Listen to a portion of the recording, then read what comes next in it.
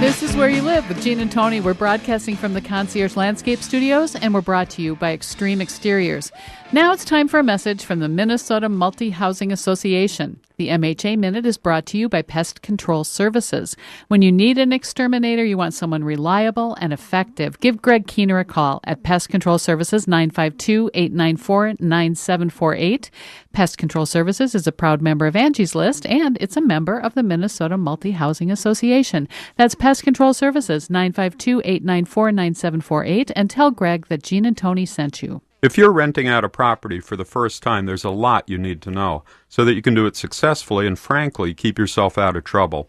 Luckily, there's a statewide resource with all the tools you need to run your new business successfully. In fact, the Minnesota Multi-Housing Association regularly holds a seminar called Accidental Landlord, specifically designed for people who are renting out a property for the first time. They also have residential leases, security deposit agreements, a lead disclosure, and lots of other forms. They even have brochures on the principles of successful property management and the eviction process that you can download for free. So if you want to know more about the Accidental Landlord Seminar or other classes about owning, managing, or maintaining anything from a single unit to a growing apartment portfolio, visit the Minnesota Multi-Housing Association's website, mmha.com. That's two M's, mmha.com. So before the break, Gene, we were talking about Florida legislation that's meant to affect mortgage companies, the foreclosures, to help out homeowner associations. It's meant to help homeowners. So let's talk about this some more. Do you think it helps homeowners associations? Not at all. Oh, dear. Do you? Well, it depends.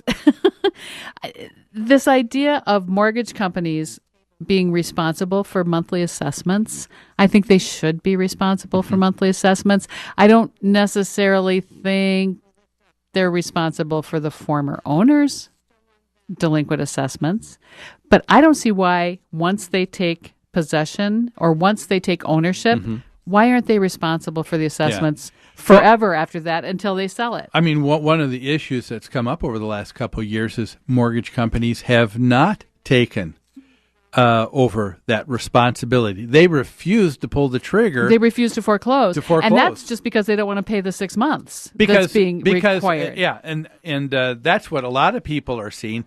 That's what's happening. And you can't, you can't force the mortgage company to do that, to foreclose, and to say that the mortgage company's at fault now. No, that's someone who's grasping at straws trying to get money. Yeah, and I can understand the association's need for getting that money so that other homeowners aren't stuck with paying higher and higher assessments to cover the difference.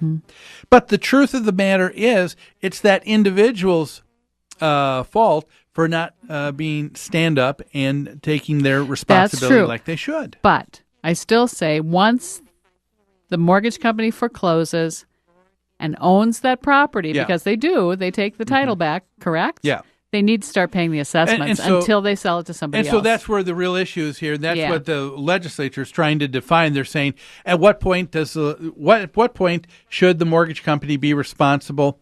But the legislature is trying to balance between the two. They want to keep the mortgage companies happy. They want to keep their constituents happy. And we said that what they ended up doing though was absolutely asinine because they took all this time and energy to write a bill that made no difference whatsoever. That's right. Before the law said you either have to pay 6 months of assessments or 1% of the value of the home, or you have to pay. They changed it. They changed it and said now you have to pay 12 months of assessments or 1% of the value. Right. And because values are all down lower, the 1% is where everybody's at. So no one's ever paying by the month. So they're paying a percentage of the value. So that 12 months did nothing. No. That was an empty promise that they threw out to the to their constituents in Florida. But now, tell us what the tie-in is with Fannie Mae, or what the conflict is with Fannie Mae. Well, so here you have something that's happening on the state level. So folks are saying, well, let's take a look at the federal level. All right. The federal government certainly is going to help us, aren't they? Certainly, the federal government will be the one to bail us out here. Yeah. And so, but but the people are thinking in Florida, no, maybe it's getting worse. Fannie Mae, which is Fannie Mae, Freddie Mac, are two agencies that take a look and are dealing with probably a majority of the mortgages that take place now. Do they underwrite those mortgages? What's the proper word? They're backing those mortgages? Yes. Yeah. Yeah. Supposedly a backing. Yes. All right. And what's happening? And so they said for us to back that into the mortgage with the lender, with that particular bank or company, they have eligibility requirements. Oh, and so that's okay. We understand that. So you think, well, maybe we can get some help with Fannie Mae. They could, if our federal government says that this is terrible, and if our federal government said we're here to help, I think Ronald Reagan said that those were the worst 6 or 7 words a person should be afraid when they hear, right. and that's right. I'm from What's the government. biggest? Yeah. I'm from the government. I'm here to help. One of the biggest lies told. Yes. And so anyway, Fannie Mae comes out and they say, you lenders, you have an obligation, okay? And on Fannie Mae's website, it says that a condo project is eligible under Fannie Mae as long as the lender is liable for, it says no more than, but 6 months of unpaid dues. So people are saying, thank you. Thank you very much. Yeah. Yeah. Except now Florida's passed legislation that does not hold mortgage companies liable for 6 months of assessments. Yes. So that means that homeowners association is not going to be eligible for Fannie Mae backed loans. Yes. But even so, what you have here is you have someone who said, here's another entity saying, you should do this. Yeah. Yeah. But there's no enforcement. Well, there's nothing. Well, there's, except there's nothing. There's consequences. There's no enforcement, but there's consequences. Because if your lenders only pay 1% of the value of the mortgage instead of 6 months of dues, Fannie Mae is going to say, sorry, you don't qualify to get Fannie Mae backed loans. So that's gonna shrink up your pool of potential buyers. But if you do that, that doesn't necessarily change the situation. No. That's right. what people are asking for. They said, we need some relief. We want homeowners to feel some relief. So other people have had some great ideas. Tell me what you think of this idea. Okay. There's an idea that says banks should pay all the assessments on that particular mortgage that the borrower owed to the association, and it should be treated basically the same way that property taxes are on that same property. Okay. All right.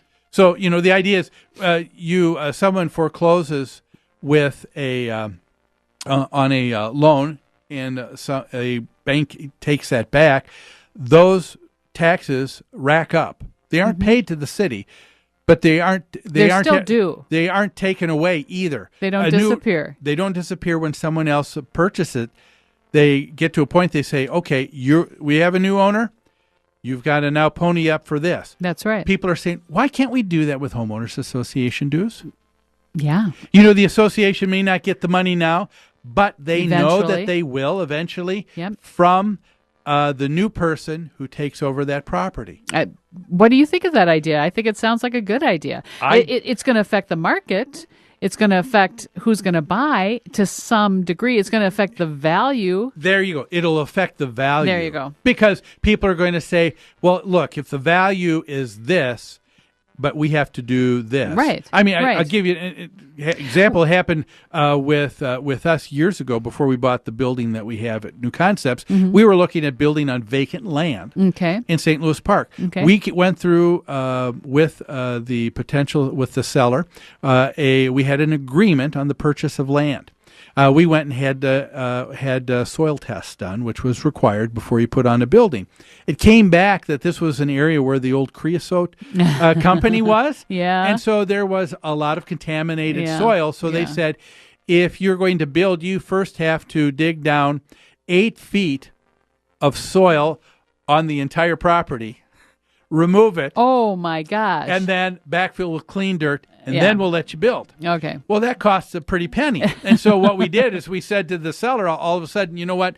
The value isn't X anymore. It's X minus Y. That's right. And so that's what we'll pay. That's right. That's what's going to happen here if, if you well, did it's like that. when you purchase any property, you look for tax liens, correct? Because that's going to affect what you're willing to pay. If you want the property and you're willing to pay the tax liens, you're going to pay a lower price. You're going to want to pay a lower price. So they're saying, let's do the same thing with homeowner assessments. Yeah, and I think that is a good idea. I don't mind that idea at all. Yeah, no, I think it's something that should be considered, and I wish that would be something that legislators would be thinking of in terms of what they could do to help an association. There you go. That would profoundly change how things are in a homeowners association. Just think of the costs that would decrease in foreclosures and in going after collections because. You're going to because now you have to go after that person right away because otherwise you could be missing out on that money. But now if you know that it's going to eventually be paid, that could ease things for an association, and eventually they get all the money they need. Yeah. Well, hey, we need to take a quick break. Don't go away. We've got a whole nother hour of Where You Live with Gene and Tony, but we'll see you on the other side of these messages. To be loved by you.